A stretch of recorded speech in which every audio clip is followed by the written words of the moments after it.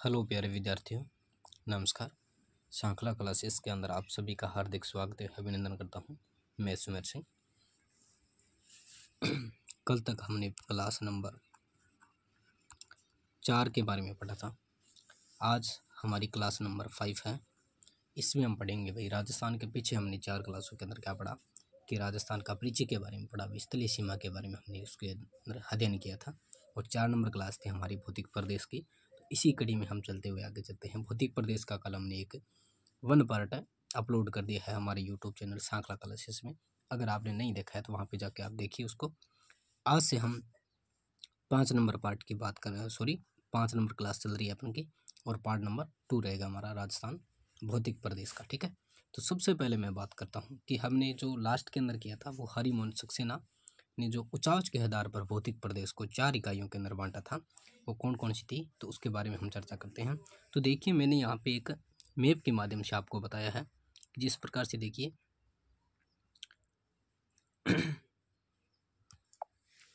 ये क्षेत्र आपको जो पीले रंग का दिखाई दे रहा है ना, ये क्षेत्र क्या रहेगा आपका, अशुष्क प्रदेश रहेगा। शुष्क प्रदेश रहेगा। कौन सा? शुष्क प्रदेश बोलेंगे। उसके बाद में जो ये छोटा सा प्रदेश है ना, इसे बोलेंगे हम अर्धशुष्क प्रदेश। मरुस्थल के अंदर आ रहा है ये दोनों क्षेत्र। कितने मरुस्थल के अंदर आ रहे हैं? मरुस्थल के अंदर क्या है, 5 तो क्या है संभाग आते हैं। जो बीकानेर आएगा, सीकर आएगा, पाली आएगा, जोधपुर आएगा, अजमेर आता है। ठीक है ना। कौन सा आएगा? बीकानेर आता है। उसके बाद में कौन सा आएगा, यहाँ पर आपका बीकानेर आएगा। बीकानेर के बाद आपका यहाँ पर सीकर आएगा। सीकर के बाद आपका जोधपुर आएगा। जोधपुर के बाद आपका अजमेर आएगा। अजमेर के बाद अपन का पाली आता है। तो ये क्या है, आपके 5 तो संभाग आते हैं इसके अंदर। शुष्क मरुस्थल के अंदर, मरुस्थल की बात चल रही है हमारी। तो हमने हरिमोहन सक्सेना के आधार पर क्या है भाई, जो मरुस्थल, अरावली और मैदान और पठार के बारे में पढ़ेंगे।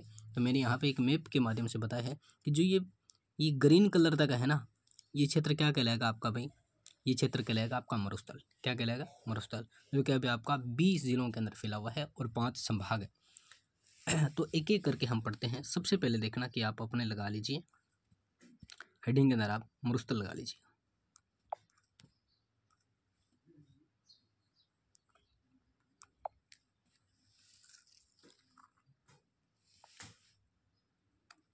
एक नंबर देखना कि अपन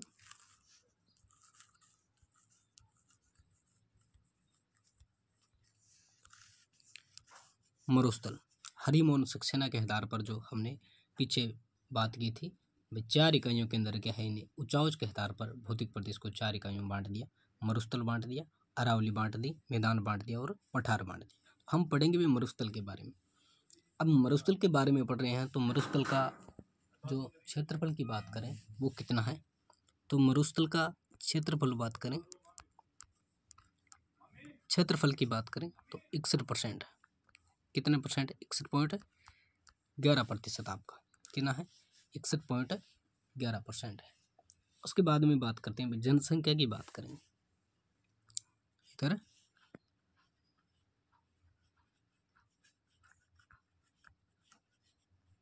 जनसंख्या, तो जनसंख्या कितनी निवास कर रही है इसके अंदर, 40% क्या है आपकी जनसंख्या।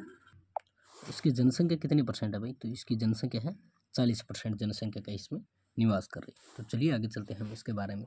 जो आपके 5 संभाग हैं उसके बारे में चर्चा करेंगे, और 5 संभाग के बाद आपकी जो 20 जिले हैं वो कौन कौन से हैं उसके बारे में हम चर्चा करते हैं। तो चलिए आप अब इसमें देखिए कि जो आपके 5 संभाग हैं वो कौन कौन से हैं। तो 5 संभागों का मैं नाम लिखूंगा इधर।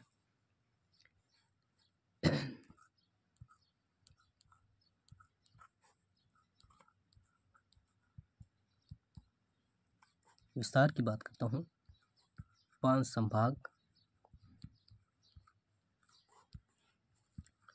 20 जिले। कितने आ रहे हैं? 20 जिले आएंगे और 5 संभाग आएंगे। तो 5 संभाग की बात करता हूँ इधर। 1 नंबर संभाग लगाता हूँ मैं, वो आएगा बीकानेर आपका। कौन सा? बीकानेर।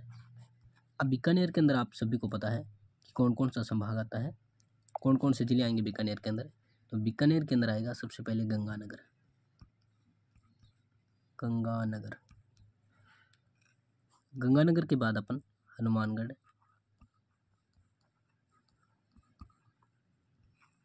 हनुमानगढ़। हनुमानगढ़ के बाद अपन लिखेंगे भाई बीकानेर खुद आएगा। बीकानेर के बाद अपन लिखेंगे इधर अनूपगढ़। अनूपगढ़ लिखेंगे।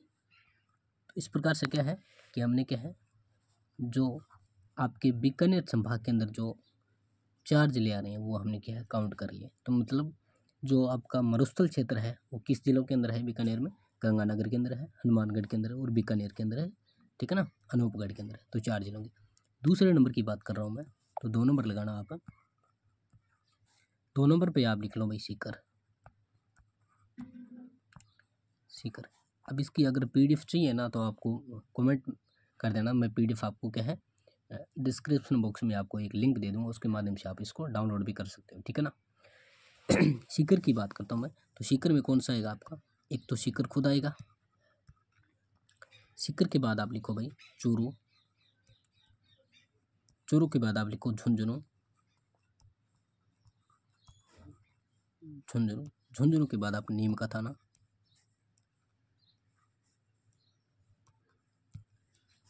नीम का थाना। बस ये आपके क्या है जिले आ गए, ठीक है। अब आपने सीकर तक लिख लिया है, चूरू लिख लिया है, झुंझुनू लिख लिया है, उसके बाद में नीम का थाना लिख लिया। तो सीकर के अंदर कितने जिले आ रहे हैं भाई, 4 जिले आएंगे, ठीक है ना। सीकर के अंदर कितने आएंगे, 4 जिले आएंगे। अब आगे पेज पर चलते हैं। अब आगे लिखना आप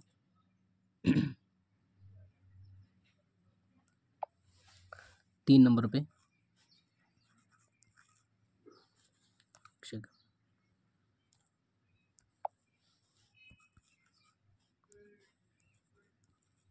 3 नंबर लगा के लिखना आप पाली लिख लो आगे आप। पाली। पाली में कौन कौन से जिले आ रहे हैं भाई, तो पाली के अंदर आप लिखो सबसे पहले पाली। पाली के बाद आप सांचौर। सांचौर के बाद आप जालोर। कौन कौन से आएंगे, पाली आएगा एक, तो एक सांचौर आएगा, सांचौर के बाद एक जालोर आएगा। तो ये क्या है इसके अंदर, पाली के अंदर 3 जिले आ रहे हैं, ठीक है ना। अब आगे चलते हैं हम चौथा संभाग की बात करते हैं। 4th नंबर संभाग की बात करेंगे, वो आएगा आपका जोधपुर। कौन सा आएगा, जोधपुर आएगा। अब जोधपुर के अंदर देखना कि जोधपुर, इसके अंदर जोधपुर के अंदर एक तो जोधपुर शहर ही आता है, यहाँ पे लिख देता हूँ मैं जोधपुर।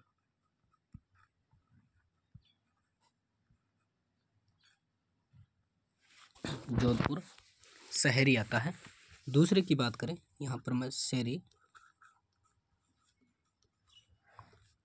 आएगा, यहाँ पर ग्रामीण भी लिख देता हूँ, ग्रामीण आएगा। जोधपुर शहरी, जोधपुर ग्रामीण। उसके बाद में आप लिखो भाई फलोदी और जैसलमेर लिख लो इधर, यहाँ पर लिख देता हूँ फलोदी। फलोदी के बाद आप जैसलमेर।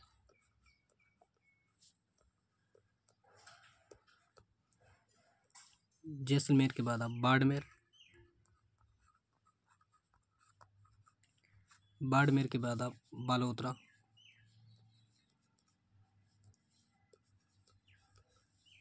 बालोतरा।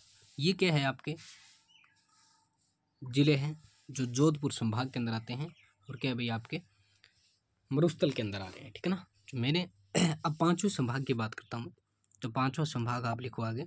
नेक्स्ट पेज पे चलते हैं। 5वें संभाग की बात कर रहा हूँ, तो 5वां संभाग है आपका अजमेर।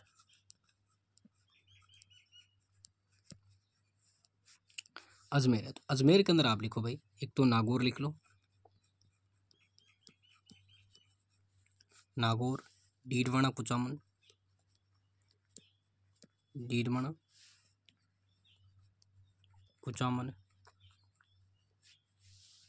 उसके बाद में आप ब्यावर लिख लो, ब्यावर। ये इतने क्या है आपके भाई संभाग है, 5 संभाग हमने काउंट कर लिए हैं और 20 जिले काउंट कर लिए। ये क्या है भाई, एक बार आप वापस रिपीट करना। तो सबसे पहले मैंने यहाँ से स्टार्ट किया था कि मरुस्थल का जो कितने परसेंट राजस्थान का क्षेत्रफल है, तो क्या भाई 61%, 11 है। उसके बाद में जनसंख्या की बात करें तो 40% जनसंख्या निवास कर रही है। उसके बाद में देखना आप कि यहाँ पे मैंने दूसरी स्लाइड के अंदर जो 5 संभाग थे उसके बारे में जिक्र किया और 20 जिले के बारे में जिक्र किया। सबसे पहले मैंने बीकानेर संभाग के बारे में पढ़ा, तो श्री गंगानगर आता है, उसके अंदर हनुमानगढ़ आता है, बीकानेर आता है, अनूपगढ़ आता है। तो 4 जिले आएंगे इसके अंदर। कितने आएंगे? 4 जिले बीकानेर संभाग के अंदर आते हैं। और सीकर संभाग की बात करूँ मैं तो सीकर संभाग के अंदर कौन कौन से आते हैं, तो सीकर आएगा, खुद चूरू आएगा, झुंझुनू आएगा, नीमका थाना आएगा। तो इसके अंदर भी 4 आ रहे हैं, ठीक है ना। तो 4 बीकानेर के अंदर, 4 सीकर के अंदर हमने पढ़ लिया। उसके बाद में आगे देखिए पाली के अंदर देखते हैं, तो पाली खुद आएगा एक, तो सांचौर आएगा और जालोर आएगा। तो इसके अंदर क्या है, पाली के अंदर 3 आ रहे हैं। जोधपुर की बात करता हूँ तो जोधपुर शहरी आ गया एक, तो एक जोधपुर ग्रामीण आ गया, फलौदी आ गया, उसके बाद में जैसलमेर, बाड़मेर, बालोतरा। तो कुल मिलाकर देखें तो इसके अंदर 6 जिले आ रहे हैं, ठीक है ना। तो कुल मिलाकर देखें, जोधपुर शहरी को 1 काउंट करते हैं, ग्रामीण को 2, फलौदी को 3, जैसलमेर को 4, बाड़मेर को 5 और बालोतरा को 6 काउंट हमने किया है, कर लिया। 4 संभाग तक हमने पढ़ लिए हैं। अब आगे चलते हैं, 5वें संभाग की बात करता हूँ मैं। 5वां संभाग आता है आपका अजमेर। अजमेर के अंदर क्या है, आपके नागौर आएगा, नागौर के बाद डीडवाना कुचामन आ गया, डीडवाना कुचामन के बाद आपका ब्यावर आता है। तो हमने क्या कर लिया भाई, 20 तो संभाग, 5 संभाग काउंट कर लिए हैं और 20 जिले काउंट कर लिए, 20 जिले काउंट कर लिए, ठीक है ना।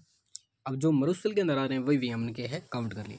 अब हम बात करेंगे जो थार का मरुस्थल है उसके अक्षांश और विस्तार के बारे में हम चर्चा करेंगे। भाई थार का मरुस्थल का अक्षांश और विस्तार क्या है उसके बारे में हम चर्चा करेंगे, तो आप बने रहिए हमारे साथ में। अब देखना इसके अंदर मैं आपको एक मैपिंग करके बता रहा हूँ कि इसके अंदर क्या है कि आपका अक्षांश और विस्तार आएगा, ठीक है ना। अब देखना कि यहाँ से जो आपका मैंने आपको बताया क्या, जो आपकी जो लेटी हुई रेखा है वो क्या कहलाएगी, आपकी अक्षांश कहलाएगी। जो आपकी खड़ी रेखा है वो क्या कहलाएगी, आपका देशांतर कहलाती है, ठीक है ना। तो देशांतर की बात करूँ तो ये आपकी क्या है, देशांतर रेखा है। उसके बाद में हमने क्या देखा भाई, ये आपका अरावली का क्षेत्र आ जाता है। कौन सा है, ये आपका अरावली का क्षेत्र आएगा। यहाँ से इस प्रकार की जो लाइनिंग आएगी, यहाँ तक लाइनिंग आएगी, यहाँ से इसको क्रॉसिंग करते हैं ऐसे, और ऊपर से इसको क्रॉसिंग करते हैं ऐसे, ठीक है ना। ये इस प्रकार से आएगा, इस प्रकार से आपकी लाइनिंग आ जाएगी। तो ये क्या है, ये क्षेत्र यहाँ से बन रहे हैं ना, यहाँ से एक काउंट कर लिया हमने, एक ऊपर से काउंट कर लिया, एक यहाँ से काउंट कर लिया और एक यहाँ से काउंट कर लिया, पश्चिमी साइड से काउंट कर लिया, ठीक है। अब हम देखेंगे कि भाई इसका अक्षांश और विस्तार की बात करेंगे।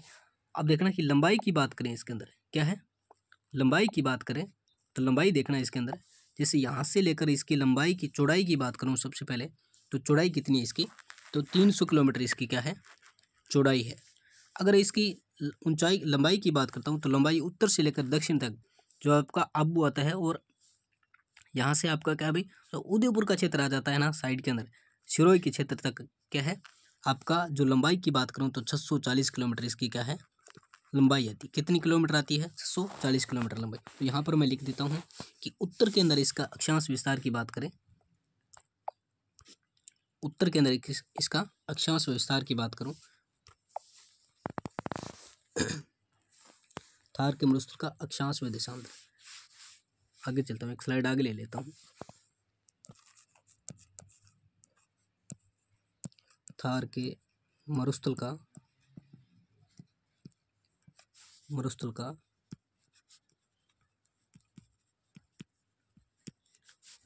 अक्षांश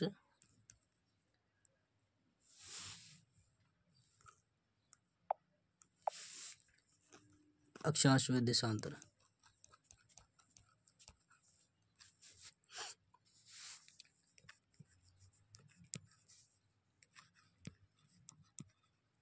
अक्षांश की बात करता हूँ मैं, अक्षांश क्या है इसका, थोड़ा स्लाइड चेंज कर लेता हूँ मैं इसकी। अक्षांश की बात करें तो अक्षांश कितना है इसका, तो अक्षांश लिखेंगे हम भाई 25 डिग्री 5 मिनट से 30 डिग्री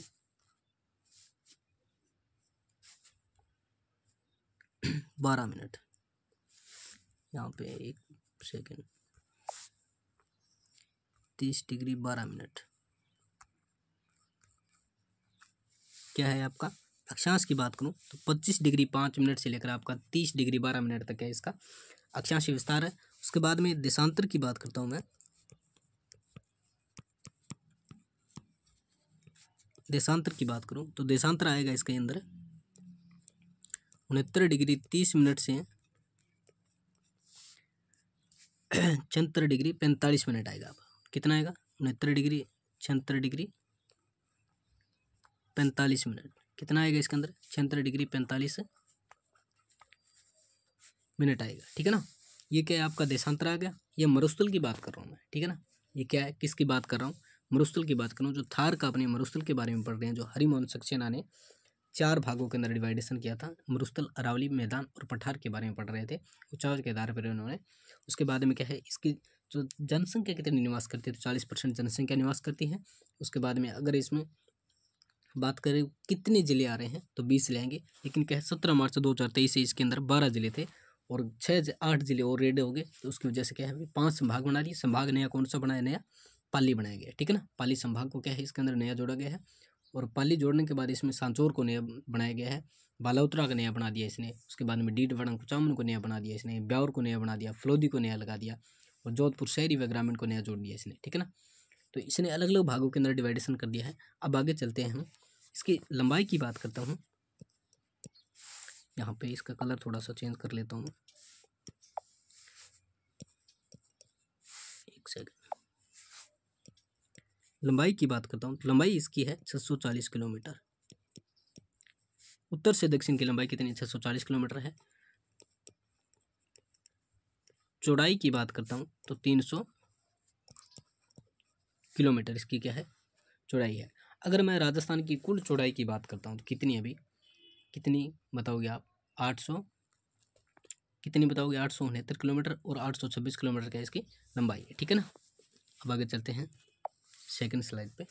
अब देखना कि क्षेत्रफल इसका जो हरिमोहन सक्सेना के आधार पर क्या है? इसका कुल क्षेत्रफल तो है। जो मरुस्थल क्षेत्र की बात करता हूँ, मरुस्थल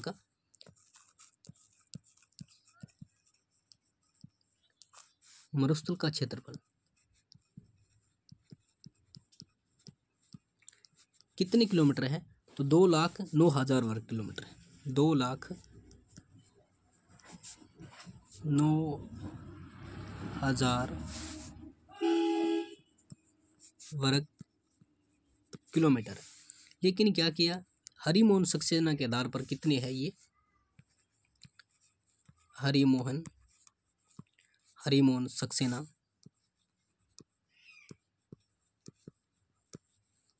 सक्सेना के अनुसार कितना है भाई? 1,75,000 1,75,000 वर्ग किलोमीटर। अगर आपसे पूछ ले कि हरिमोहन सक्सेना के आधार पर राजस्थान के मरुस्थल भाग का क्षेत्रफल कितना है, तो बताओगे आप 1,75,000 वर्ग किलोमीटर। अगर क्षेत्रफल का कुल पूछ ले तो 2,09,000 वर्ग किलोमीटर है। ठीक है। इसे क्या है कि विश्व का सबसे नया व युवा मरुस्थल भी बोला जाता है। इसे क्या बोलेंगे? विश्व का नया व युवा मरुस्थल भी बोला जाता है। इसे विश्व का नया व युवा मरुस्थल कहा जाता है। क्या बोलेंगे इसे? इसे विश्व का नया व युवा मरुस्थल भी इसे बोला जाता है। अब आगे स्लाइड पर चलते हैं। नई स्लाइड के अंदर विश्व में सर्वाधिक जनसंख्या घनत्व वाला भी क्या है? मरुस्थल है। विश्व में क्या है? विश्व में सर्वाधिक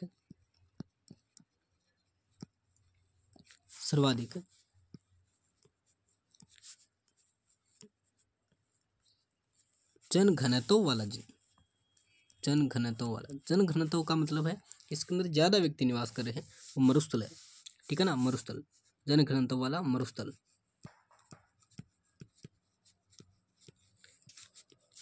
103 व्यक्ति प्रति वर्ग किलोमीटर के अंदर।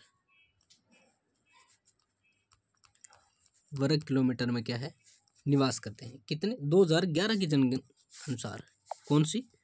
2011 की जो जनगणना हुई थी उसके अनुसार क्या है कि 2011 की जनगणना के अनुसार 103 व्यक्ति प्रति वर्ग किलोमीटर के अंदर क्या है, निवास कर रहे हैं। ठीक है, अब आगे चलते हैं हम।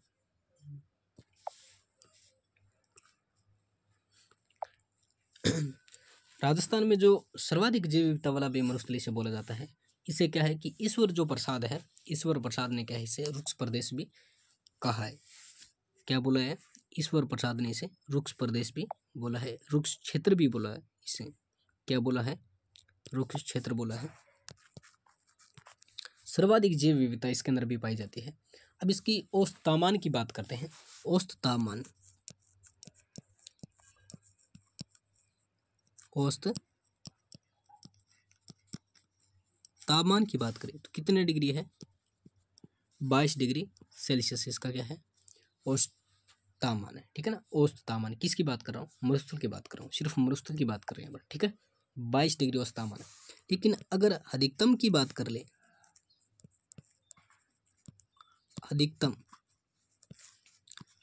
तापमान की बात करें तो 94 सेंटीग्रेड, मतलब 49 डिग्री क्या है इसका सर्वाधिक तापमान है। अधिकतम तापमान वैसे भी ज़्यादा है, लेकिन क्या है, अधिकतम तापमान की बात कर रहे हैं तो अधिकतम तापमान 49 सेंटीमीटर है। ठीक है ना, 49। अब हम बात करें न्यूनतम की, न्यूनतम, तो न्यूनतम कितना आपका 3 डिग्री है। 3 डिग्री क्या है आपका न्यूनतम आ गया। औसत की बात करें 22 डिग्री आ गया, अधिकतम की बात करें 49 डिग्री आ गया, न्यूनतम की बात करें 3 डिग्री आ गया। यहाँ पर मिट्टी की बात करें, यहाँ पर क्या है, मिट्टी। भाई सभी को पता है कि जो मरुस्थल होगा उसके अंदर मिट्टी कौन सी होगी?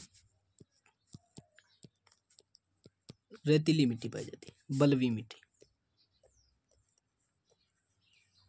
बलुई मिट्टी। ठीक है ना, रेतीली मिट्टी मिलेगी, बलुई मिट्टी मिलेगी। तो यहाँ पे फसल वगैरह की बात करें तो फसल कौन सी हो रही है इधर? फसल कौन सी हो रही है? फसल बताइए आप भाई। रेतीली मिट्टी के अंदर फसल कौन सी होगी? बड़ा धान होगा। ठीक है ना, मोटा धान होगा। तो यहाँ पर फसल की बात करता हूँ मैं, फसल होगी इधर, मोठ भी हो सकता है, मोठ भी होगा, बाजरा होगा, इस प्रकार की जो फसल है, तारा मीरा वगैरह हो गया, इस प्रकार की जो फसलें क्या है यहाँ पर देखने को आपको मिलेगी। ठीक है ना। अब खनिज की बात करें, यहाँ पर कौन कौन से खनिज के बारे में चर्चा करें? यहाँ पर पेट्रोलियम मिल सकता है आपको, पेट्रोल मिल सकता है। ठीक है ना, पेट्रोल के बाद आप जिप्सम, कोयला वगैरह मिलेगा, जिप्सम।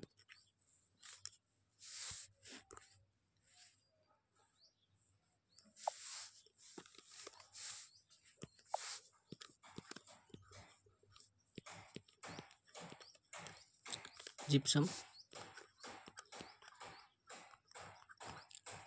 कोयला। सर्वाधिक जिप्सम की बात करें ना अपन, तो बीकानेर के जो आपका नागौर से लेकर बीकानेर का जो जामसर है ना, वहाँ तक क्या है, जिप्सम के सर्वाधिक भंडार मिलते हैं। ठीक है ना, सर्वाधिक मात्रा के अंदर क्या है, जिसे हार्डपन श्रेणी भी बोला जाता है, जो कि आपकी गोट मांगलोद श्रेणी के अंदर सर्वाधिक मात्रा में मिलते हैं। ठीक है, जो गोट मांगलोद आपका नागौर से चलकर आपका बीकानेर तक क्षेत्र के अंदर आता है, उस क्षेत्र में क्या है, जिप्सम सर्वाधिक मात्रा के अंदर मिलता है। ठीक है, अब हम बात करेंगे भाई सिंचाई के बारे में। सिंचाई के लिए यहाँ पर नहरों, सिंचाई किसके द्वारा होती है इधर? सिंचाई इस क्षेत्र में नहरों द्वारा, नहरों द्वारा सिंचाई की बात कर लिया मैंने। उसके बाद में औसत ऊंचाई की बात कर रहे हैं, औसत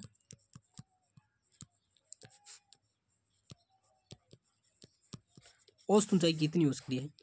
150 मीटर। ठीक है ना, मैंने क्या बोला कि जो 300 मीटर से ऊपर है वो क्या कहलाएगा आपका? मैदान कहलाता है। ठीक है ना, 0 से लेकर जो 300 मीटर तक ऊंचा है वो क्या कहलाएगा आपका? तो मैदान है। ये क्षेत्र क्या है आपका? मैदानी भाग है। ठीक है ना, ये क्षेत्र क्या है आपका? मैदानी भाग है। अब आगे चलते हैं। अब इसमें देखिए कि आप इसका ढलान देखते हैं, तो ढलान किस हो रहा है इसका? ठीक है ना, इसका ढलान के बारे में बात करें,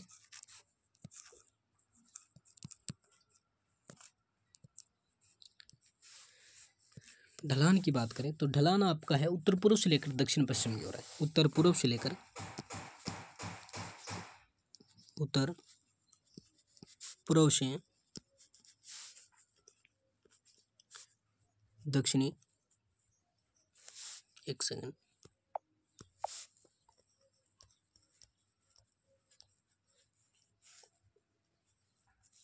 दक्षिण पश्चिम की ओर है। उत्तर पूर्व से लेकर आपका देखना कि यहाँ पर हम राजस्थान का एक बार मैप बना लिया मैंने। तो यहाँ से देखिए कि इस साइड से लेकर आपका इस साइड से लेकर इस साइड की ओर है, ठीक है ना। इस साइड से इस साइड की ओर है अपन का, ठीक है ना। ये उत्तर से लेकर आपका दक्षिण की ओर है, इस साइड से चलता है, इसे नीचे की ओर जा रहा है, ठीक है ना। इस प्रकार से नीचे की ओर जा रहा है। तो ये क्या है आपका ढलान है। किस प्रकार से? उत्तर पूर्व से लेकर, उत्तर पूर्व आपका ये उत्तर क्षेत्र आ गया, ये आपका पूर्व क्षेत्र आ गया, ठीक है ना। ये आपका पश्चिम क्षेत्र आ गया, ये दक्षिण क्षेत्र आ गया। तो ये क्या है, यहाँ से चलकर नीचे की ओर आएगा ना, ये क्षेत्र क्या कहलाएगा आपका, इसका ढलान रहेगा, ठीक है ना। उत्तर पूर्व से लेकर आपका दक्षिण पश्चिम जो क्षेत्र आएगा, ये क्षेत्र आएगा, इस क्षेत्र में क्या है आपका ढलान रहेगा, ठीक है। अब आगे चलते हैं। उसके बाद में बात करें हम तो नदियाँ भी होगी इसके अंदर, ठीक है ना। तो सिंचाई हो रही है, नहरों द्वारा सिंचाई होगी। औसत ऊंचाई की बात करें 150 मीटर इसकी औसत ऊंचाई है। नदियाँ की बात करें तो नदियाँ इसके अंदर कौन कौन सी आ रही है?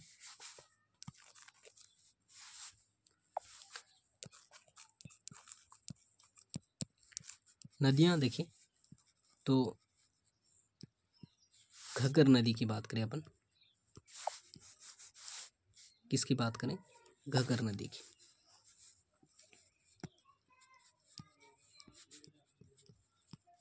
घग्गर नदी, लूनी नदी लूनी के बाद अपन जवाई नदी भी लिख सकते हैं, ठीक है ना। जवाई नदी पर एक सुमेरपुर जवाई बांध बना हुआ है जो सुमेरपुर पाली के अंदर है, ठीक है ना।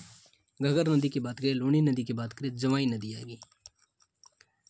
जवाई नदी सुकड़ी नदी की सहायक नदी है, ठीक है ना। किसकी सहायक नदी है? जवाई नदी सुकड़ी नदी की सहायक नदी है। हमने क्या पढ़ा भाई? नदियों के बारे में पढ़ा। घग्गर नदी पढ़ा हमने, लूनी नदी पढ़ा, जवाई नदी पढ़ा। ये क्या है आपके यहाँ पर अगर जवाई नदी पर जवाई बांध बना हुआ है जो कि अभी आपके सुमेरपुर पाली के अंदर है, और इसे क्या बोला जाता है अभी? मारवाड़ का अमृत सरोवर बोला जाता है, ठीक है। अपन झील की बात करेंगे अभी। झील कौन कौन सी है इसके अंदर? झील की बात करें तो झील एक तो कोलायत झील है। कोलायत कहाँ पर है? बीकानेर के अंदर है। कहाँ पर है? बीकानेर में है। दूसरी की बात करें अपन भाई, कायलाना। कायलाना झील है जो कि आपकी जोधपुर शहरी में है। कहाँ पर है? जोधपुर शहरी के अंदर है। अब अपन बात करेंगे भाई गढ़सीसर जो जैसलमेर के अंदर है।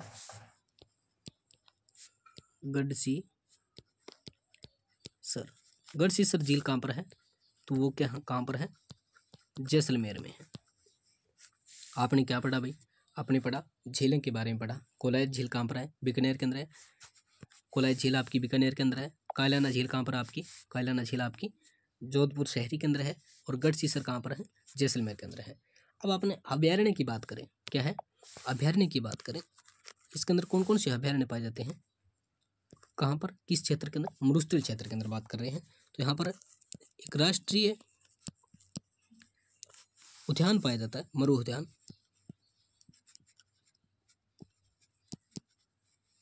मरु उद्यान जो जैसलमेर के अंदर है। जैसलमेर के अंदर 1981 में से यहाँ पर 1981 के अंदर ये बनाया गया था। एक आता है आपका ताल छापर। ताल छापर, ताल छापर सभी को पता है, हिरणों के लिए प्रसिद्ध है। काले हिरणों के लिए वो चूरू के अंदर है। कहाँ पर है भाई? चूरू के अंदर, ठीक है ना। ये क्या है? चूरू के अंदर है। ये 1962 के अंदर बना था और ये बना था 1981 के अंदर, ठीक है ना। 1981 के अंदर इसका दर्जा मिला था, ठीक है। तो हम पढ़ेंगे कल मरुस्थल में, आगे भी पढ़ेंगे जो मरुस्थल के अंदर क्या है कि मरुस्थल को हमने अलग अलग भागों के अंदर बांटा गया है। जैसे हम बात करें संपूर्ण मरुस्थल की, चट्टानी मरुस्थल की, और क्या है अलग अलग प्रकार से हम मरुस्थल को हैंडल करेंगे। और जो मरुस्थल के अंदर जो भी स्तूप बन रहे हैं उसके बारे में हम पढ़ेंगे। तो आप हमारे साथ में बने रहिए आगे से आगे। अगर आपने हमारे चैनल को सब्सक्राइब नहीं किया है, आपने क्या है चैनल को सब्सक्राइब नहीं किया है तो सांकला क्लासेस से आप जुड़िए क्लासेस। और हाँ, आपको बता दें कि एक ब्राइट क्लासेस नाम से है,